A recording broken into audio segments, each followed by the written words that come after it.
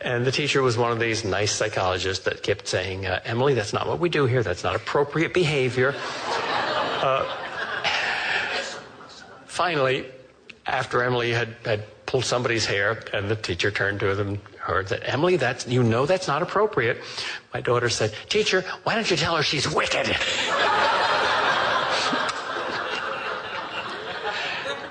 Want to meet Emily? Look in the mirror.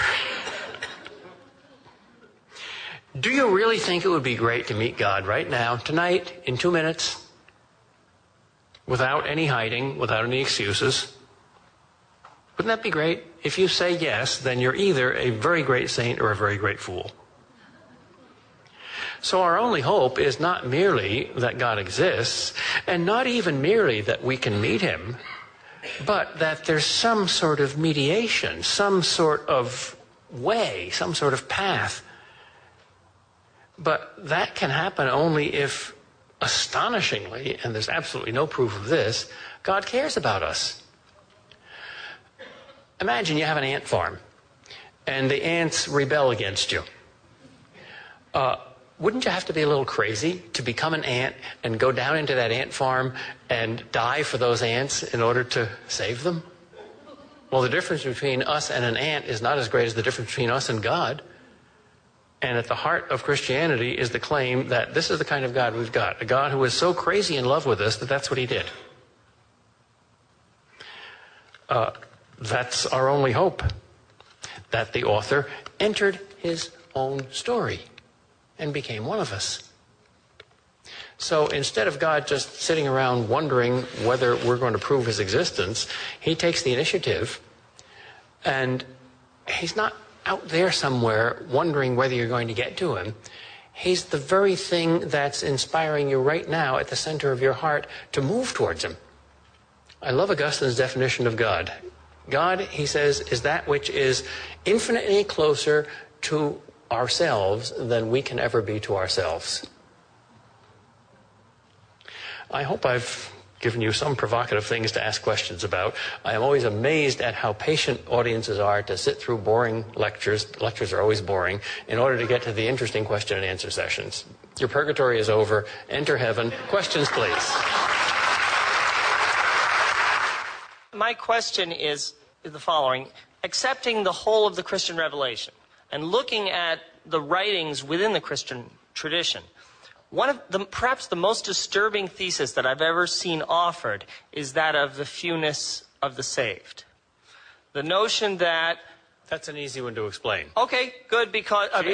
Jesus is not, when he says few are saved and many are not, he's not speaking it as a statistician. He's speaking as a father. If I had 12 kids and one of them died, that would be one too many, and 11 is 11 too few. One too few. Good.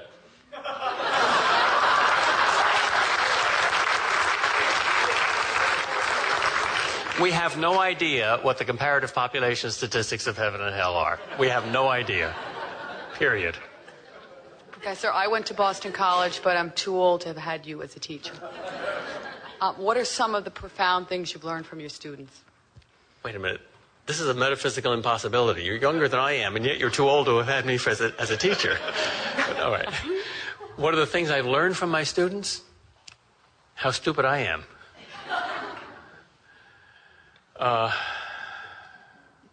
How teachers are like farmers. They throw seeds out onto the soil, and this little seed over here suddenly grows up as a plant years later. Good grief, I never even knew I said that. How frightful a responsibility is to be a teacher. I guess everybody's got their least favorite verse in the Bible. My least favorite verse is the one, I think it's in James' epistles. He says to a congregation, brethren, do not many of you want to be teachers, because teachers will be judged more strictly.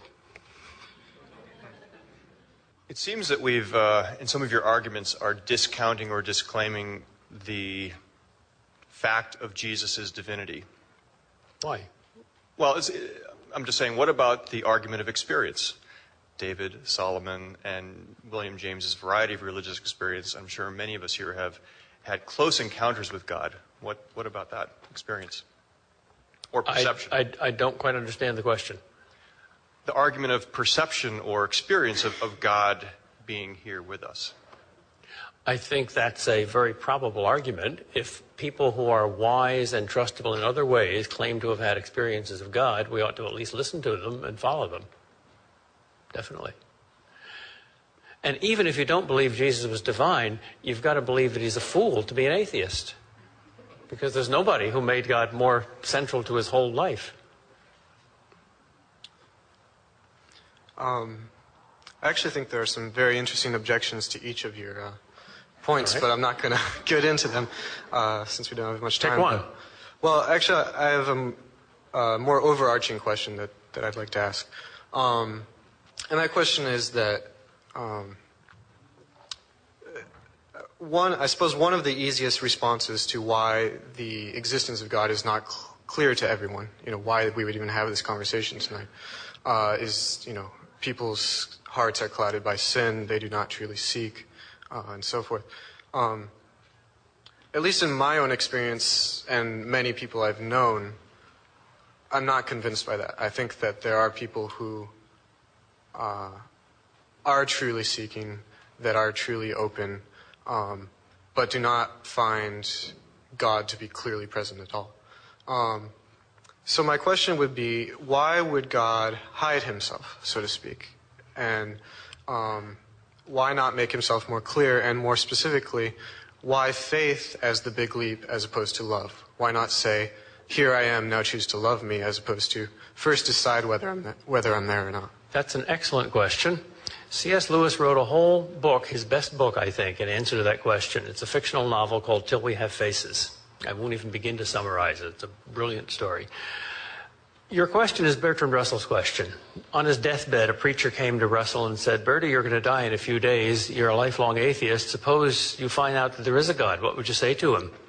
And Russell said, well, I suppose I should have to say, sir, evidently, you should call him sir, mark of respect and all of that. Sir, evidently you do exist, and my hypothesis of atheism was erroneous. Would you mind answering me one wee little question? Why didn't you give us more evidence? That's the philosopher's question. I used to think that was a very good question. And like you, I used to think that many people are searching for God but can't find him. And the explanation that sin has darkened the human heart was just too dark. When I was a Calvinist, I thought Calvinism was too dark. Now I think I have more of respect for Calvinism than I ever did as a Calvinist. Because I think as we get older, we know our own hearts a little better. And I think there's a lot of truth in that answer. In fact, I think that the reason God gives us so little light is that he sees that we need a lot of heart exercise. We need a lot of running after him. He plays hide and seek with us. He whispers in the ear and then runs away. Why? So that we run and run and run, and then when we finally find him, we find ourselves too, because we've developed the muscles. In other words, what he wants is lovers. He doesn't just want accurate philosophers who have the truth. He wants lovers. So even the greatest saints, especially the greatest saints, are in dark nights of the soul. They don't see God. They work by pure faith. In a sense, you have less certainty, not more, as you progress in the love of God, because he tests you more. Do you really love me? Lovers do not propose in syllogisms. Romeo didn't carry a battery of lawyers with him to Juliet to convince her that she had to marry him. So that's my psychological answer. I think he gives enough light so that those who truly love him will find him, but not so much light that those who don't want him will find him. I'm not a quantum physicist by any stretch of the imagination, but what would you say to the person who takes the particular view of quantum physics, namely the idea of the wave-particle experiment and Schrödinger's cat? I'm not sure if you're familiar with that. Heisenberg's uncertainty principle? Yes, and say that on the basis of that, at the heart of the universe, we do not find causality, which of course is the basis of reasoning, which is what we're doing. Well, I'd first say that the causal argument doesn't talk about the microscopic world at all. It talks about the macroscopic world. Secondly, I'm not a physicist, so I